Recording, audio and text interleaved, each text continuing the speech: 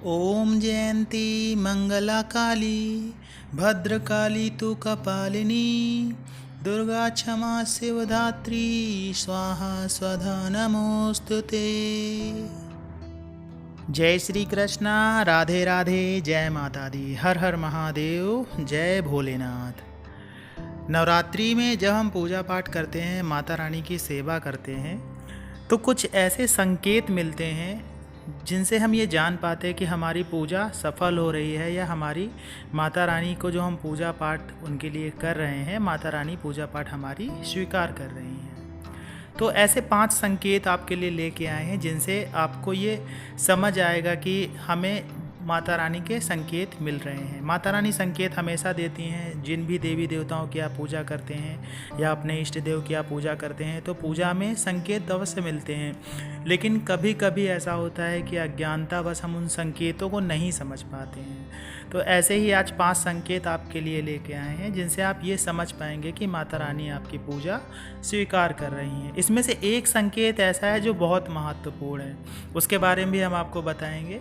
तो पहला संकेत क्या होता है? पहला संकेत ये होता है कि जब भी आप माता रानी की पूजा करते हैं या माता रानी की पूजा करते करते, जैसे नवरात्रि में आपने शुरुआत की प्रतिपदा से और करते करते आप चतुर्थी पंचमी में पूजा करते करते आपको एक दिन, चौथे या 5वें दिन, आपको अपने अंदर एक एनर्जी सी महसूस होगी। आपको उस एनर्जी के कारण क्या होगा कि आपके रोम खड़े होना शुरू हो जाएंगे, आपको कुछ महसूस होगा, आपको ऐसा लगेगा कि हाँ, कोई एक अलग से एनर्जी आई जिसकी वजह से मेरे शरीर में मेरे रोम खड़े हुए। और ये तब होगा जब आप माता रानी की पूजा कर रहे होंगे। तो जब भी आप माता रानी की पूजा कर रहे हो और आपके शरीर में इस तरह से कोई आपको अनुभूति होती है तो आप समझिएगा कि माता रानी की कोई ना कोई सूक्ष्म शक्ति आपके आसपास है, या आप ये कह सकते हैं कि माता रानी साक्षात आपके आसपास हैं जो आपकी पूजा स्वयं स्वीकार करने आई हैं। तो अगर आपको ऐसी अनुभूति होती है तो ये बहुत प्रसन्नता वाली बात होती है, और अनुभूतियों को कभी भी शेयर नहीं करना चाहिए। जो आपको आभास होते हैं, अनुभूति होती हैं, वो शेयर नहीं करना चाहिए। इसी तरह से दूसरी अनुभूति क्या होती है, दूसरा संकेत क्या होता है? जब आप लगातार पूजा पाठ करते रहते हैं माता रानी की नवरात्रि में, तो क्या होता है, किसी ना किसी रात्रि को सोने के बाद में आपको सुबह के समय 3 से लेकर 5 के बीच में आपको माता रानी का स्वप्न आएगा। उनका स्वप्न आएगा और उस स्वप्न में हो सकता है माता रानी आपको साक्षात दर्शन दे दें या आपको उनके होने का एहसास हो। एक ये भी होता है, देखिए, साक्षात दर्शन हो जाना या उनके होने का एहसास होना, या उनके होने आपको ऐसा लगे कि हाँ, माता रानी आपके आसपास ही हैं, ऐसा भी अगर आभास होता है, ये भी एक बहुत शुभ संकेत होता है। हो सकता है किसी छोटी सी कन्या के रूप में आपको स्वप्न आए, तो वो भी माता रानी से संबंधित होता है। तो माता रानी का अगर स्वप्न आ जाता है आपको नवरात्रि में, तो ये भी पूजा स्वीकार करने के बराबर ही संकेत होता है। तो ये दूसरा संकेत होता है। इसी तरह से तीसरा संकेत होता है कि जब हम माता रानी की स्थापना करते हैं, नारियल की स्थापना करते हैं, कलश की स्थापना करते हैं, ज्वार बोते हैं, तो आपने देखा हो जब भी आप ज्वार बोते हैं तो ज्वार बहुत ही घने निकलते हैं, बहुत घने निकले हैं, बहुत हरे हरे से हो जाएं, पूरा आपका जो पात्र है वो पूरा ज्वार से भर जाए।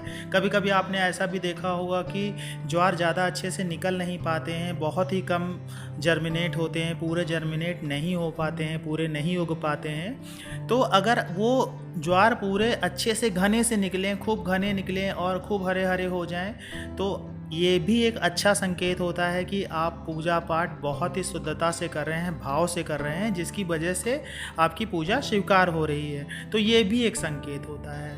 चौथा संकेत क्या होता है? चौथा संकेत ये होता है कि जब आप पूजा पाठ करते रहते हैं तो 3 या 4 दिन बाद नवरात्रि में आप देखेंगे कि आपको एक अलग सा आभास होगा। ये आभास क्या होगा?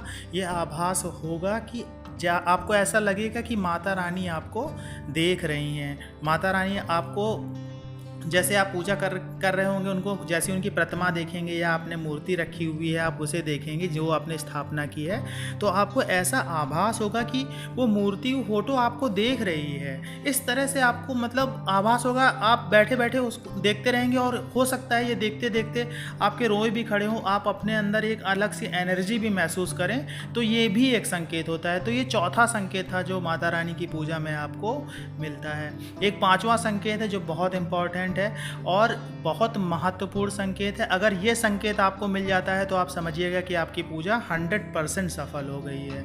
वो संकेत क्या है? वो संकेत है अखंड ज्योति का। अखंड ज्योति का संकेत है, अगर आपकी अखंड ज्योत पूरी नवरात्रि भर जलती रहती है तो ये बहुत बड़ा शुभ संकेत होता है। अगर वो बुझती नहीं है, आप पूरी सेवा श्रद्धा भाव से रात में जाग कर उसकी सेवा करते रहे हैं अखंड ज्योति की, और वो जलती रही है पूरी नवरात्रि भर, तो ये सबसे बड़ा संकेत होता है कि माता रानी ने आपकी पूजा स्वीकार कर ली है। और हो सकता है कि आने वाले समय में आपके कार्य बनने लगें, आपकी मनोकामनाएं पूरी होने लगें, आपको जो समस्याएं जीवन में आ रही थी, दुख तकलीफ जीवन में आ रहे थे, जो कष्ट आ रहे थे, हो सकता है उनका निवारण भी शुरू हो जाए।